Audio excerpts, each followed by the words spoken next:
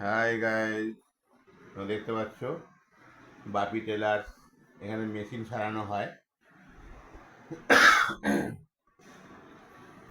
এটা একটা পুরনো মেশিন, আমাকে সারাতে দিয়েছে।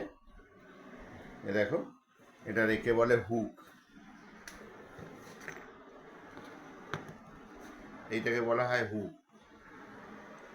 দেখতে পাচ্ছ হুকটা পুরো জং পড়ে গেছে। হুকে জং পড়ে গেলে সুতো পাস হবে না, কেমন? এটা সবসময় তেল দিয়ে রাখতে হয়। এই ভদ্রলোক তেল দেওয়ার সময় হয়নি বলে এটাকে, দেখতে পাচ্ছ কেন জং পড়ে গেছে। এটা জং পড়ে যাওয়ার জন্য আমি পাল্টে দিয়েছি। দেখো, দেখতে পাচ্ছ, এই যে এটা হুক বলে। এটা আমি হুকটাকে এরকম করে বাঁধবো। এই মুখটা দিয়ে, এই মুখটাকে তেল দিতে হবে অন্তত 2 ফোঁটা করে প্রতিদিন দিয়ে রাখা উচিত। এটাকে দাঁত বলে, দেখতে পাচ্ছ, এটাকে মেশিনের দাঁত বলে, এটাকে হুক বলে। আচ্ছা, এইটাকে নিটিল রড বলে, যেটার মধ্যে নিটিলটা সেট করা থাকে। দেখতে পাচ্ছ যে নিটিল সেট করা আছে। নিটিল কীভাবে সেট করতে হয় ভালো করে দেখো।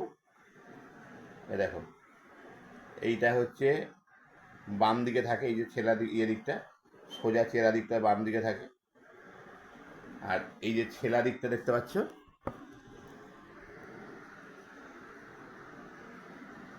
ভালো করে দেখো, এই যেখানে একটুখানি ছেলা আছে, এই যে ছেলাটা, এই ছেলা দিকটা ডান দিকে থাকে। বুঝতে পারছো?